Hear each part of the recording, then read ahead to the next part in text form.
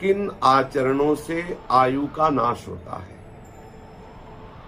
ऐसे कौन से आचरण हैं जिनको हम करके अपनी आयु को नष्ट कर देते हैं, अकाल मृत्यु को प्राप्त हो जाते हैं, भयंकर अशांति दुख आदि प्राप्त होता है। जो लोग हम नहीं मानते भगवान को, क्या भगवान है, क्या हरि है, क्या प्रभु है, नहीं है कोई भगवान, हम नहीं मानते, सब शास्त्र झूठे हैं, ऐसे नास्तिकता के वचन बोलते हैं, नास्तिकता की भावना में रहते हैं, जो शास्त्र की आज्ञा के विरुद्ध क्रियाएं करते हैं, जो गुरुदेव की अवहेलना करते हैं, गुरुदेव की आज्ञा का उल्लंघन करते हैं, जो धर्म को नहीं मानते हैं, दुराचार परायण रहते हैं, उनकी आयु बहुत जल्दी नष्ट हो जाती है। बहुत ध्यान देने योग्य बात है,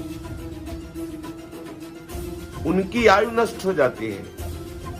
कुछ लोग ऐसे होते हैं जिनका स्वभाव होता है दांत से तिनका चबाना, कपड़ा चबाना, अपने नाखूनों को चबाना, बैठ गए तिनका तोड़ रहे हैं, कुछ भी फाड़ रहे हैं, किसी का भी जूठा अनूठा बासी ऐसा अपवित्र आहार पा रहे हैं, चंचल स्वभाव, चंचल चेष्टाएं, बैठे हैं पैर हिला रहे हैं, ऐसे लोगों की आयु नष्ट होने लगती है।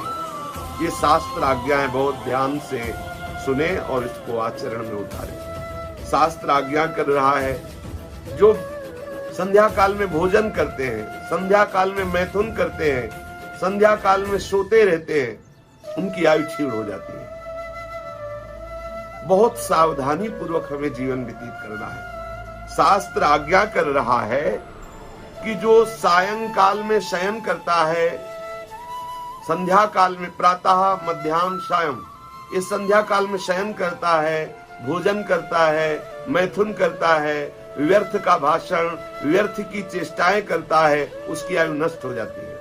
जो संध्या काल में देव आराधन, हरि आराधन, भगवत चिंतन, मंगल विधान करता है, वो अपनी आयु को बढ़ाता है, लोक परलोक में सुख को प्राप्त करता है। इसलिए ब्रह्म मुहूर्त में सबको उठ जाना चाहिए, शयन नहीं करना चाहिए।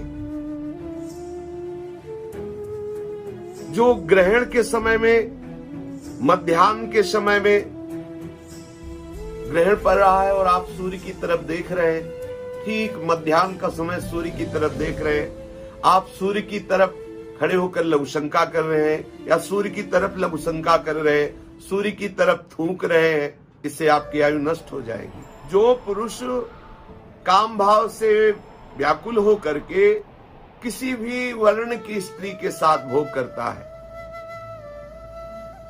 छल करके भोग करता है, जबरदस्ती बलात्कार की भावना से युक्त होकर ऐसा, तो यहां शास्त्र कहता है कि उसकी आयु नष्ट हो जाती है।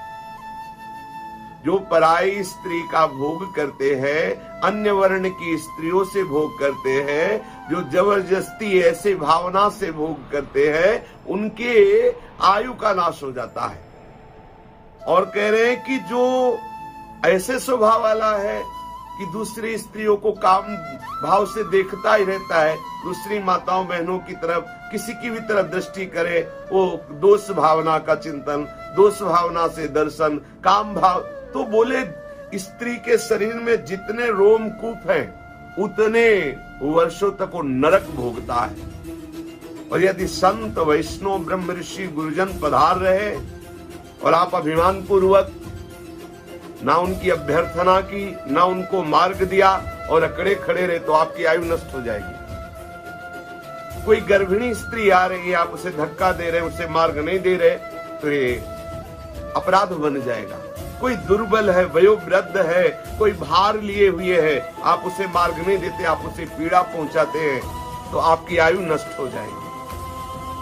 दूसरों के पहने हुए वस्त्र, दूसरों के पहने हुए पादुका जूते, ये केवल गुरुजनों की प्रसादी शिष्य या भगवत प्रसादी धारण कर सकता है भक्त। अन्य दूसरों के पहने हुए कपड़े नहीं पहनना चाहिए, अन्य दूसरों के पहने हुए पादुकाएं नहीं पहनना चाहिए। और अमावस्या, पूर्णिमा, चतुर्दशी, अष्टमी, एकादशी आदि तिथि को गृहस्थ को भी समागम नहीं करना, स्त्री समागम नहीं करना चाहिए, स्त्री सहवास नहीं करना चाहिए, ब्रह्मचर्य से रहना चाहिए। जो अमावस्या को, पूर्णिमा को, चतुर्दशी को, अष्टमी को, एकादशी को स्त्री समागम करता है तो उसकी आयु नष्ट हो जाती है। दूसरों के हृदय को बेधे ऐसे कभी वचन न बोले, क्रूरता पूर्वक कोई क्रिया न करे जिससे किसी को नीचा देखना पड़े, ऐसी आप चेष्टा न करें। आप रुखाई भरे वचन, दूसरों को उद्वेग देने वाले वचन, दूसरों को मर्म पहुंचाने वाले वचन ऐसे कभी न बोले, नहीं तो आपकी आयु नष्ट हो जाएगी। बाणों से शरीर जैसे बिंध जाए या किसी अस्त्र से शरीर कट जाए तो औषधि लगाने से उसे भरा जा सकता है, लेकिन जब दुर्वचन रूपी बाण से किसी के हृदय को बेध दिया जाता है तो बहुत उसे कष्ट होता है। इसलिए शास्त्र आज्ञा करता है कभी ऐसे वचन मत बोलो कि किसी के मर्म स्थान को जाकर दुखावे, किसी का हृदय दुखे, ऐसे वचन मत बोलो, इससे तुम्हारी आयु क्षीण हो जाएगी। ऐसे कट वचन, ऐसे दुर्वचन, ऐसे परुख वचन जिससे दूसरे का हृदय छलनी हो जाए, ऐसा कभी ना बोलो। यदि कोई अंधा है,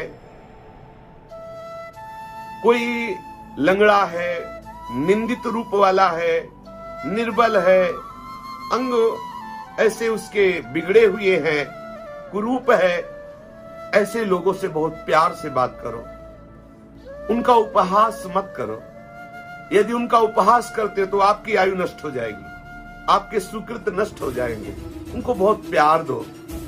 उनके ऐसे कर्म जो उनको ऐसा रूप मिला, ऐसा अंग विहीन हुए, ऐसा कष्टप्रद जीवन मिला, आपको नहीं बोलना, उनका उपहास नहीं करना, उनको ऐसे वचनों से, ऐसी क्रियाओं से हमें नहीं दुख पहुंचाना जिससे उनको हृदय में बहुत दुख लगे कि हाय मैं ऐसा हूं, देखो ये ऐसा उपहास करते हैं, उससे आपकी आयु नष्ट हो जाएगी।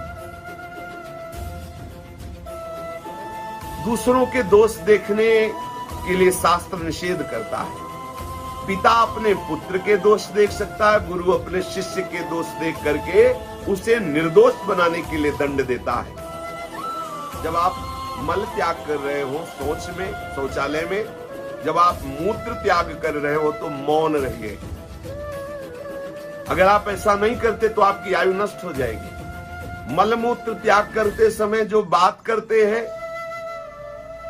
मल मूत्र त्याग के बाद जो पवित्र नहीं होते हैं, ऐसे ही अपवित्र बने रहते हैं, उनकी आयु नष्ट हो जाती है। शास्त्र आज्ञा करता है कि आप शौचालय में शौच होने के बाद पवित्र होइए, आचमन कीजिए, पवित्र होकर फिर वस्त्र धारण कीजिए। लघुशंका गए हैं तो आप पवित्र होइए, हाथ धोइए, आचमन कीजिए और शौच लघुशंका के समय मौन रहिए। जब आप भोजन पाने जाएं तो हाथ पैर मुख धो करके भगवत चिंतन करते हुए भोजन पाए, नहीं तो आपकी आयु क्षीण हो जाएगी। शास्त्र आज्ञा कर रहा है कि जो सूर्योदय होने के पहले तक सोते रहते हैं, भाई सूर्योदय हुआ और उसके आप शयन कर रहे हैं पहले उठ करके आप स्नान शौच आदि नहीं कर रहे हैं, तो आपको इस बात का प्रायश्चित करना चाहिए। उपवास, आज हम भोजन नहीं पाएंगे, उपवास करेंगे क्योंकि आज ब्रह्म मुहूर्त में हम सोते रहे, हमारे द्वारा भगवत आराधना। सोचो इतना अपराध है। जो लोग 8 बजे तक 10 बजे तक सोते रहते हैं तो उनकी आयु क्षीण होती है, उनकी बुद्धि मलिन होती है, विषयाशक्ति बढ़ती, शरीर अस्वस्थ हो जाएगा। आप निश्चित विश्वास मानिए, ये भगवान की वाणी, शास्त्र आज्ञा है। शास्त्र आज्ञा करता है कि आप बिना स्नान किए देव मंदिर में जाना, बिना स्नान किए आप जो देव कार्य हैं उनको करना, ये सब नहीं। शास्त्र आज्ञा कर रहा है, जैसे खेती है, बहुत सुंदर अन्न है, उसमें खड़े खड़े लघुशंका करना, शौच करना। जैसे पीपल का वृक्ष है, आप उसके नीचे थूकना, लघुशंका करना, मल त्याग करना। जैसे देवालय है, मंदिर है, उसके समीप शौच करना, लघुशंका करना। इन स्थानों में ऐसा करने से आपकी आयु नष्ट हो जाएगी, आपका मंगल हो जाएगा। इसलिए ऐसी जगह ना करें। इसलिए हमारी आयु बढ़े, हम स्वस्थ रहें और निरंतर आनंद पूर्वक जीवन कटे, भगवत चिंतन पूर्वक। इसलिए हम शास्त्र आज्ञा के अनुसार आचरण करें। शेष चर्चा श्री राधा वल्लभ लाल की जय।